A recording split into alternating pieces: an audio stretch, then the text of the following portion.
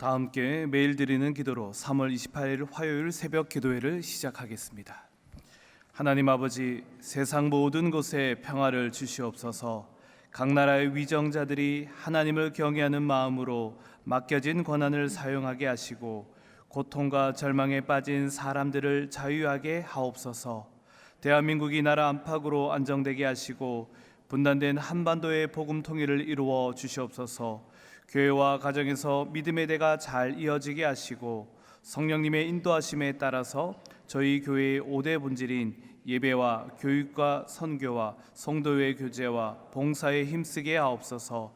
모든 교역자들이 성령님으로 충만하게 하시고 모든 성도들이 하나가 되어 하나님의 말씀을 따라 행진하여 가게 하옵소서. 예수님의 이름으로 기도드립니다. 아멘. 다 함께 찬송가 325장 함께 찬송하시겠습니다. 찬송가 325장입니다.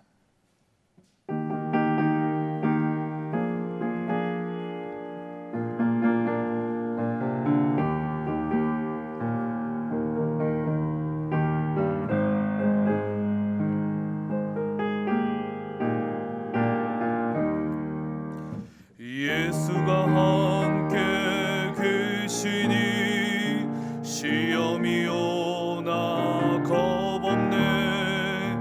기쁨의 근원 되시는 예수를 위해 삽시다. 날마다 주를 섬기며 언제나 주를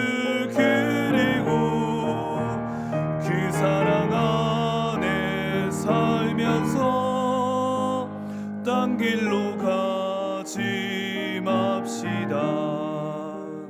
이 세상 사는 동안에 주 이름 전파하면서 무한한 복락 주시는 예수를 위해 삽시다. 날마다 주를 섬기며 언제나 주를 그리고 그 사랑 안에 살면서 딴 길로 가지 맙시다.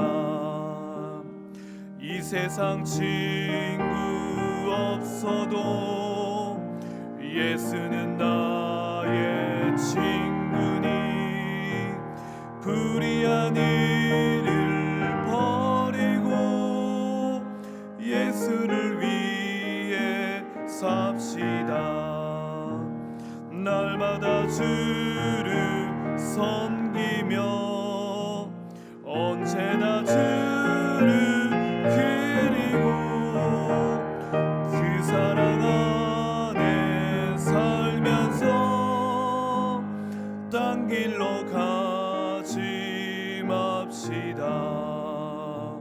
주께서 심판하실 때 잘했다 칭찬하리니 이러한 상급 받도록 예수를 위해 삽시다. 날마다 주를 섬기며 언제나 주를 그리고 그 사랑 안에 살면서 딴 길로 가지 맙시다. 아멘. 오늘 하나님이 우리에게 주시는 말씀은 구약 성경 욥기 41장입니다. 내가 낚시로 리워야단을 끌어낼 수 있겠느냐? 노끈으로 그 혀를 맬 수 있겠느냐? 너는 밧줄로 그 코를 끌 수 있겠느냐? 갈고리로 그 아가미를 끌 수 있겠느냐? 그것이 어찌 내게 계속하여 간청하겠느냐? 부드럽게 내게 말하겠느냐? 어찌 그것이 너와 계약을 맺고 너는 그를 영원히 종으로 삼겠느냐? 내가 어찌 그것을 새를 가지고 놀듯 하겠으며 내 여종들을 위하여 그것을 메어두겠느냐? 어찌 장사꾼들이 그것을 놓고 거래하겠으며 상인들이 그것을 나누어 가지겠느냐? 내가 능히 많은 창으로 그 가죽을 찌르거나 작사를 그 머리에 꽂을 수 있겠느냐? 네 손을 그것에게 얹어보라. 다시는 싸울 생각을 못하리라. 참으로 잡으려는 그의 희망은 헛된 것이니라. 그것의 모습을 보기만 해도 그는 기가 꺾이리라. 아무도 그것을 격동시킬 만큼 담대하지 못하거든 누가 내게 감히 대항할 수 있겠느냐? 누가 먼저 내게 주고 나로 하여금 갚게 하겠느냐? 온 천하에 있는 것이 다 내 것이니라. 내가 그것의 지체와 그것의 큰 용맹과 늠름한 체구에 대하여 잠잠하지 아니하리라. 누가 그것의 겉가죽을 벗기겠으며 그것에게 겹재가를 물릴 수 있겠느냐? 누가 그것의 턱을 벌릴 수 있겠느냐? 그의 둥근 이틀은 힘이 두렵구나.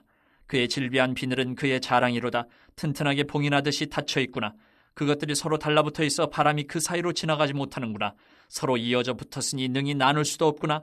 그것이 재채기를 한즉 빛을 발하고 그것의 눈은 새벽의 눈꺼풀빛 같으며 그것의 입에서는 횃불이 나오고 불꽃이 튀어나오며 그것의 콧구멍에서는 연기가 나오니 마치 갈대를 태울 때에 솥이 끓는 것과 같구나. 그의 입김은 숯불을 지피며 그의 입은 불길을 뿜는구나.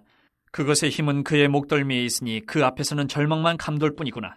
그것의 살껍질은 서로 밀착되어 탄탄하며 움직이지 않는구나. 그것의 가슴은 돌처럼 튼튼하며 맷돌 아래짝같이 튼튼하구나. 그것이 일어나면 용사라도 두려워하며 달아나리라. 칼이 그에게 꽂혀도 소용이 없고 창이나 두창이나 화살촉도 꽂히지 못하는구나. 그것이 쇠를 지푸라기같이 놋을 썩은 나무같이 여기니 화살이라도 그것을 물리치지 못하겠고 물맷돌도 그것에게는 겨같이 되는구나. 그것은 몽둥이도 지푸라기같이 여기고 창이 날아오는 소리를 우습게 여기며 그것의 아래쪽에는 날카로운 토기조각 같은 것이 달려있고 그것이 지나갈 때는 진흙바닥에 도리깨로 친 자국을 남기는구나. 깊은 물을 소태물이 끓음 같게 하며 바다를 기름병같이 다루는도다. 그것의 뒤에서 빛나는 물줄기가 나오니 그는 깊은 바다를 백발로 만드는구나. 세상에는 그것과 비할 것이 없으니 그것은 두려움이 없는 것으로 지음받았구나. 그것은 모든 높은 자를 내려다보며 모든 교만한 자들에게 군림하는 왕이니라. 오늘도 새벽 제단을 쌓으신 여러분들을 환영하고 축복하며 오늘도 주님의 말씀으로 복된 하루를 살아가시는 저와 여러분들 되기를 소망합니다. 예전 아이들이 어릴 때 함께 바다에 놀러 간 적이 있습니다. 작은 녀석이 손바닥에 바닷물을 담아서 이것이 바다야 라고 설명을 했습니다. 그러자 첫째가 양동이에다가 바닷물을 받아와서 아니야 이게 바로 바다야 라고 설명을 했습니다. 그리고 어린아이들이 아직 어리니까 바다 안에는 들어가지 못하고 모래사장 앞에 파도가 부서지는 그곳에서 그저 놀면서 바다는 참 재미있는 놀이터와 같다라고 이야기하며 그들이 놀았습니다. 그런데 바다를 잘 아는 사람들은 그렇게 이야기하지 않습니다. 바다는 무섭기도 하고 정말 바다는 알 수 없는 곳이다라고 설명을 합니다. 조금 어설프게 아는 사람들이 이렇게 한 움큼의 바닷물을 손에 들고 이것이 바다야라고 생각하는 것이고요. 조금 더 안다라고 교만하게 이야기하는 사람들이 양동이에 물을 떠와서 이것이 바다야라고 이야기를 하지요. 그런데 그 모습을 바라보면 우리의 모습이 바로 보여집니다. 하나님을 손바닥에 떠와서 이것이 바로 하나님이야 라고 말하는 우리의 모습입니다. 어린아이들이 손바닥 한 움큼의 바다를 설명하려 하듯이 우리도 한 움큼의 하나님의 모습을 손에 쥐고 이것이 하나님의 전부인 듯 하나님을 이해하고 설명하려고 합니다. 욥의 모습이 그렇습니다. 조금 더 알기에 양동이에 바닷물을 떠오고 이것이 전부 바다인 듯 하나님을 이해하고자 합니다. 그러나 정말 바다는 우리가 상상할 수도 없습니다. 깊이가 어떤지 크기가 어떤지 그 바다 안에 어떠한 생물들이 살아가고 있는지 파도의 크기가 바다의 크기가 어떤지 우리는 알 수가 없습니다. 피조물인 우리가 하나님을 만나는 것도 이것과 동일합니다. 하나님은 만나면 만날수록 정말 하나님은 끝을 알 수 없는 더 넓은 바다 같은 분이구나라는 것을 깨닫게 되어집니다. 한 줌 소만의 바닷물을 들고 욥은 오늘 또 이렇게 이야기합니다. 하나님, 이 하나님 나와 대화해 주십시오라고 교만하게 어찌 보면 무지하게 하나님을 만나고자 하는 것이죠. 그래서 우리는 늘 겸손해야 되는 것입니다. 바다를 담아낼 수 있는 그릇이 이 땅에 없듯이 하나님을 담아낼 수 있는 그릇이 하나님을 표현할 수 있는 그 표현도 이 땅에는 없는 것입니다. 우리가 가지고 있는 지혜와 우리가 가지고 있는 경험으로 하나님을 이해할 수가 없다는 말씀인 것이죠. 그 말씀 속에서 오늘 욥이 하나님과의 마지막 대화를 이어갑니다. 오늘 말씀에서는 하나님이 베헤못에 이어 리워야단을 설명하고 있습니다. 리워야단은 어떻습니까? 밧줄이나 갈고리로 그것을 잡을 사람이 아무도 없다라고 말씀하고 있습니다. 그 입에서 불길이 나오고 몸은 돌처럼 튼튼하고 창칼도 소용이 없는 아주 강력한 동물이라고 말씀하고 있습니다. 많은 사람들은 이것을 악어라고 표현을 하는데요, 이스라엘 사람들이 광야에 살면서 악어를 어찌 알겠습니까? 라고 생각이 들겠지만 나일 강가에 이 악어들이 많이 살았기 때문에 그들의 생각 속에도 이 악어는 무섭고 공포스러운 동물이었을 것입니다. 이 위협적인 동물에 대해 하나님이 알려줍니다. 하나님이 설명하며 욥과 다시 대화를 하기 시작을 합니다. 그리고 이 리워에 대한 설명을 하면서 질문을 하며 하나님에 대한 이 세상 질서에 대한 이야기를 하기 시작하는 것이죠. 이 엄청난 힘을 소유한 괴물을 제압하는 분이 바로 하나님이십니다. 그것을 통제하는 것도 하나님입니다. 리워예단이 베헤못이 아무리 강력해도 하나님의 손길 아래에서는 아무것도 할 수 없음을 이야기하고 있는 것이죠. 사람은 그것을 통제할 수가 없습니다. 사람은 그것을 잡을 수도 없습니다. 그러나 하나님은 리워예단을 창조했고 그것은 하나님의 창조된 피조물일 뿐이다 라고 이야기하고 있는 것이죠. 감당할 수 없는 리워야단, 베헤못, 그것을 내가 창조했고 나의 섭리 가운데 그들은 함께하고 있음을 설명하는 것입니다. 그리고 하나님은 리워야단을 제압할 수 있다라고 말씀하고 있습니다. 인간은 제압할 수 없지만 하나님은 그것을 제압하십니다. 그 뜻은 하나님이 너희들이 두려워하는 악의 세력들 또한 하나님은 통제할 수 있음을 이야기합니다. 하나님은 선도 만드셨지만 너희들이 바라보는 악이라고 생각하는 그것도 하나님이 만드셨음을 이야기하고 있는 것이죠.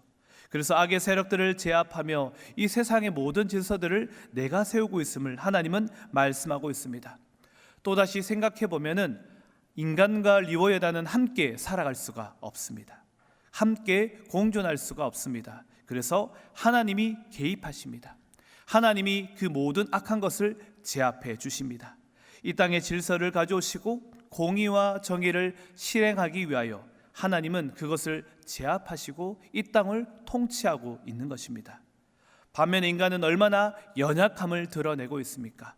인간은 이 동물 리워야단조차 이것을 제어하지 못하고 베헤못조차 제어하지 못해서 인간이 할 수 없음을 드러내고 있죠.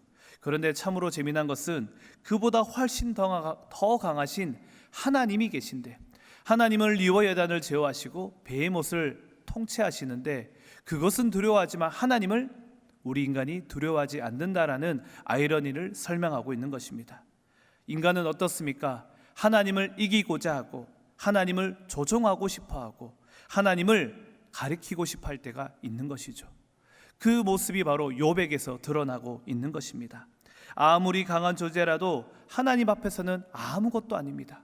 하나님 앞에서는 그것을 힘을 발할 수가 없습니다. 힘과 능력 부분에서는 하나님 앞에 그 어떤 것도 견줄 수가 없습니다. 그러나 인간은 너무나 아이러니하게도 너무나 어이없게도 하나님과 경쟁하고 하나님을 비교하고 하나님을 이기고 싶어하는 우리의 연약한 모습, 우리의 무지한 모습을 보여주고 있는 겁니다. 그 모순이 바로 이 욥기에 담겨져 있는 겁니다.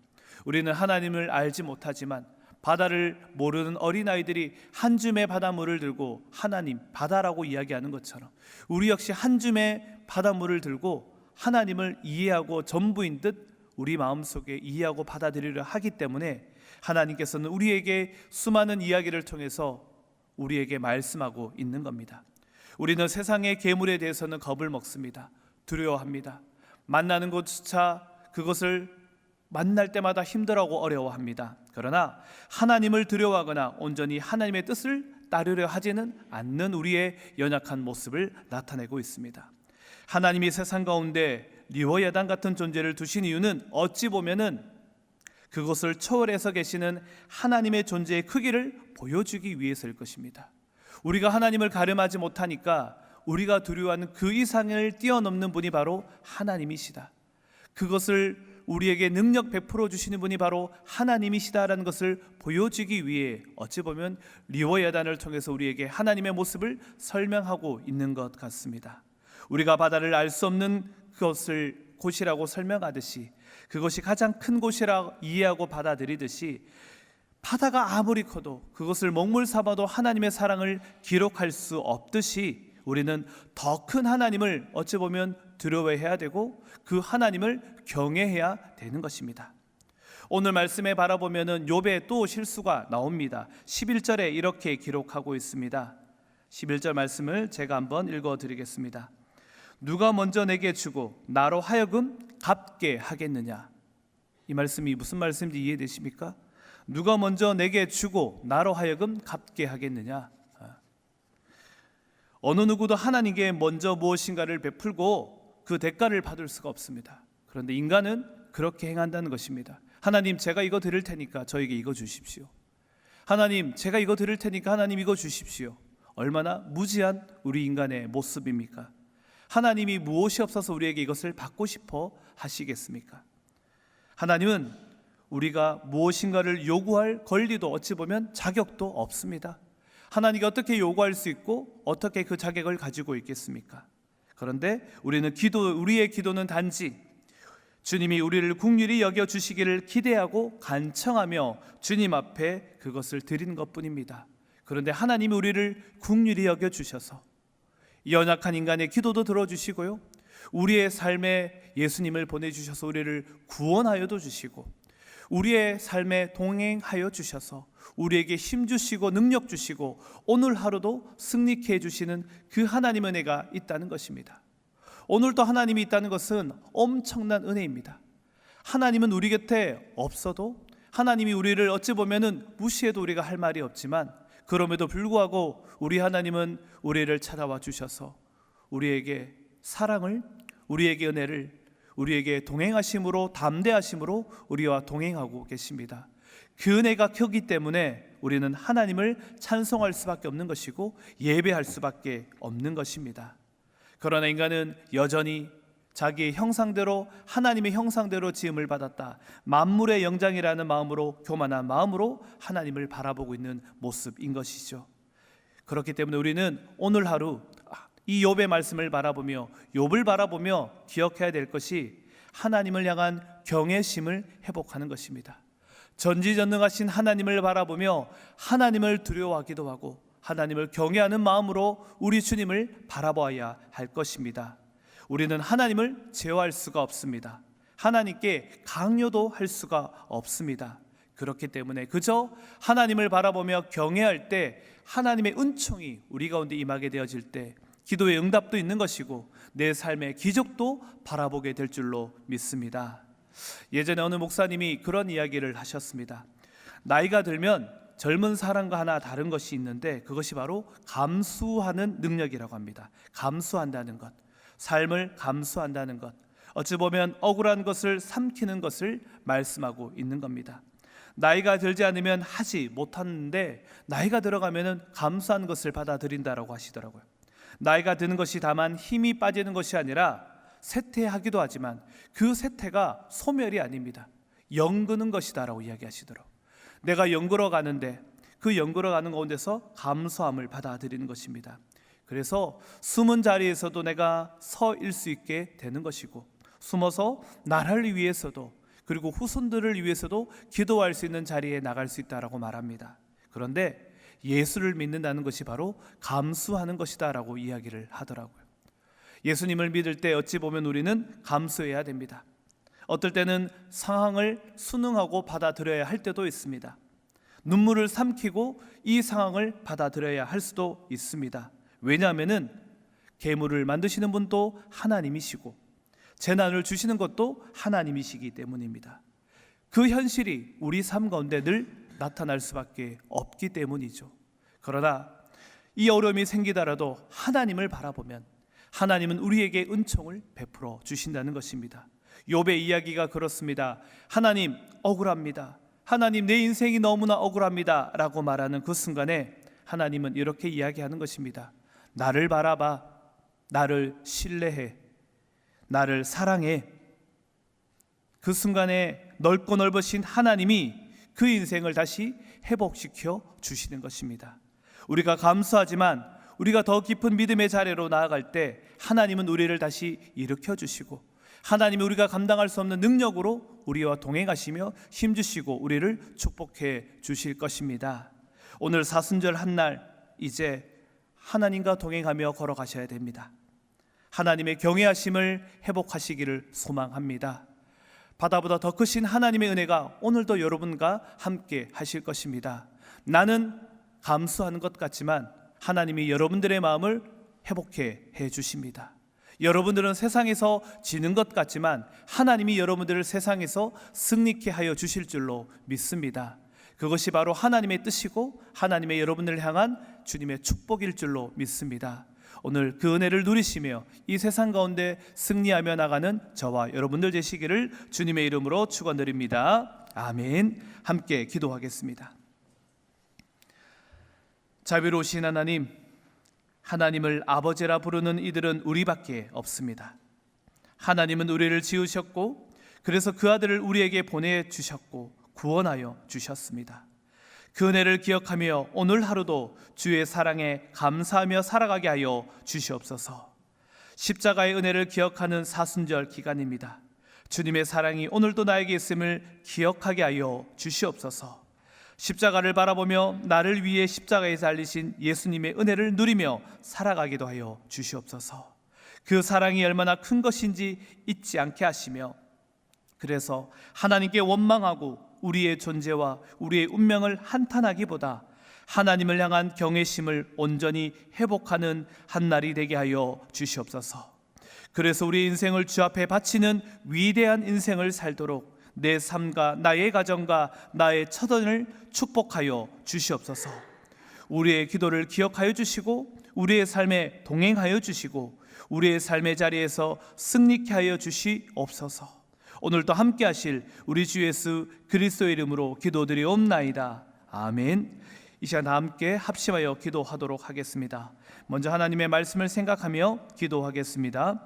하나님을 사랑하며 겸손하게 하나님과 동행하는 한 날이 되어줄 수 있도록 예수님을 믿는다는 것이 감수하는 것이지만 어떠한 상황일지라도 하나님을 신뢰하며 하나님을 향한 경외심을 회복할 수 있도록 기도하시고 위 목사님의 기독교 TV와 라디오 설교 방송을 통해 듣는 이들이 진리를 깨달을 수 있도록 영락사회복지재단, 영락어린이집, 영락보리논, 애니아의 집, 경로원 요양원, 모자원, 합실어린이집, 주간보호센터, 용산장애인복지관이 주님의 사랑이 흘러가는 축복의 통로가 되어줄 수 있도록 이러한 기도 제목으로 함께 기도하시고 개인기도 후 삶의 자리로 돌아가겠습니다.